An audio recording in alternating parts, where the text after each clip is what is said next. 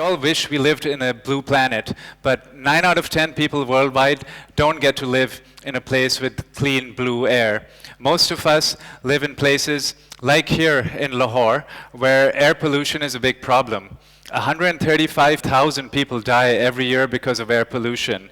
Did you know in Punjab, for those of you who live over here, your life expectancy is reduced by 5 years because of how bad the air pollution is over here? A lot of you have been wondering that it doesn't look so bad when I look outside. Actually, the air seems to be quite all right, but the problem is actually quite breathtaking. I'll just tell you how I started my journey in this into air pollution. I used to live in Beijing, China the last 5 years, and you may have heard that air pollution is a big issue over there. So being from Karachi, I wondered, how's the air in Karachi?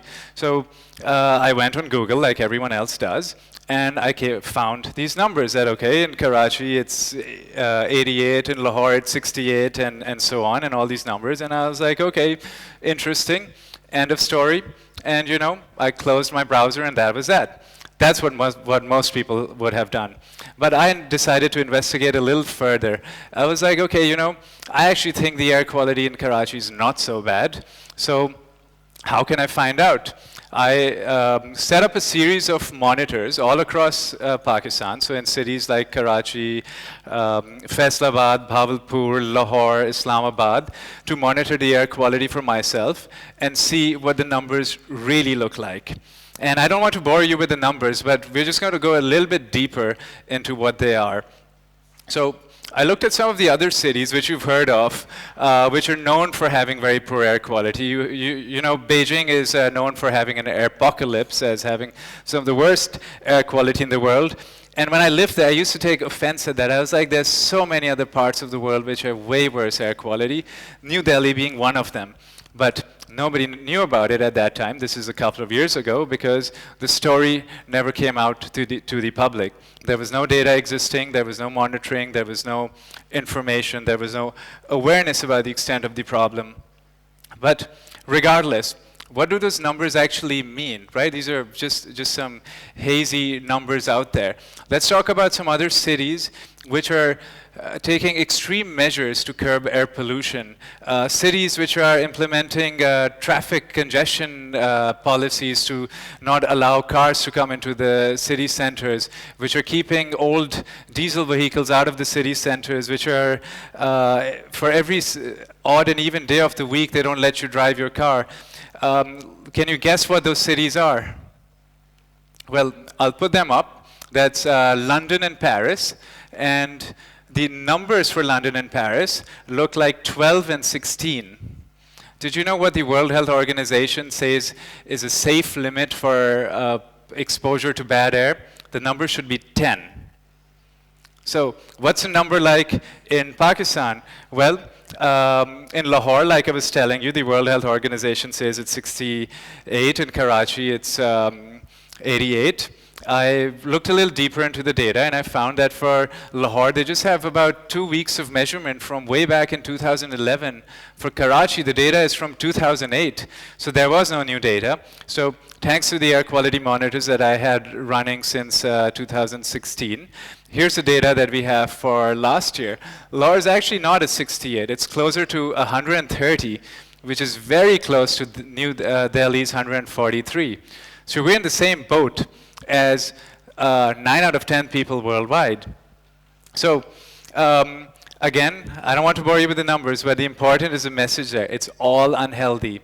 All the cities in Pakistan have unhealthy air quality. Have any of you wondered what exactly am I talking about when I refer to air quality? Well, let's dive into that. I am holding up here a human hair. It's very difficult to see because it's very, very tiny. But that's how small is the stuff that's out there in the air. Let's zoom in a little bit. So if you now look at the screen, I've enlarged it somewhat. Let's put the particles of interest which are most representative of air quality. It's called PM 2.5. It stands for particulate matter of 2.5 micrograms in mass, which means it's about 30 times smaller than a human hair. 30 times smaller than a human hair.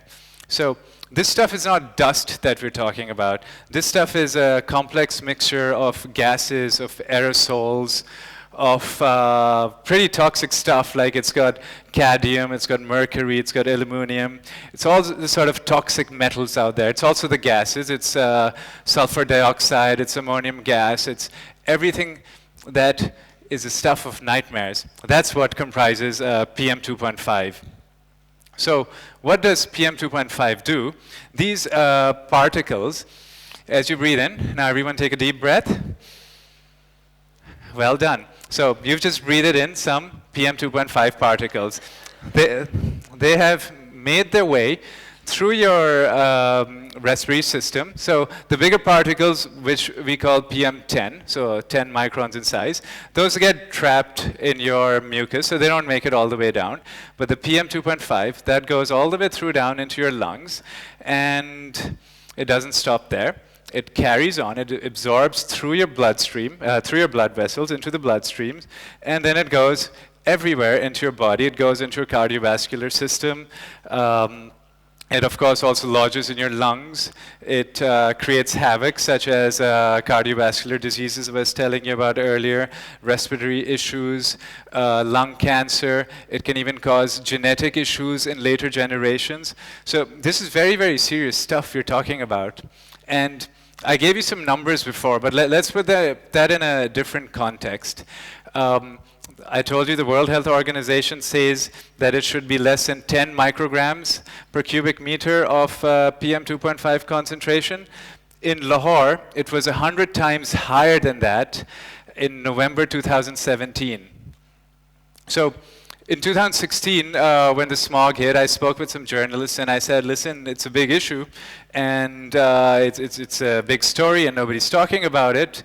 Local media, international media, nobody paid attention. And I was like, it's really, really a major issue. They said, oh, unless if it's a breaking story, unless if it's worse than New Delhi or worse than Beijing, nobody's going to care. And I try to convince them that, but yes, it is worse than New Delhi. It is worse than Beijing. So finally, last year in November, the New York Times broke the story, and that's actually why I'm standing here, because people have started to listen about it. But the numbers don't make much sense. So let's put them in another perspective. How many good days of air quality do you have in Lahore? 0. That's the number of good days of air quality that you had in 2017 in Lahore. In fact, most of the days of Lahore, including 37 days during the so-called 5th season of smog, were hazardous air quality. That's the kind of air that you want to run away from. Like, I know people who ended up leaving Lahore because it does get that bad to live in a toxic soup. You've heard of people running away from New Delhi and Beijing as well. Same reason. It's about that bad over here also. How about some other city, which is better, but not great? Now we look at Karachi. That also has very poor air quality. A lot of unhealthy days, but we happen to have some moderate days as well. So moderate is still much worse than what safe guidelines talk about. But that was all last year. How's it this year? So I put together the data for the first 6 months of this year, and guess what? 0 good air days. So no city in Pakistan has had a good air day in 2018 till now. In fact, Lahore already had 5 hazardous days in the beginning of this year. So we live in a difficult place.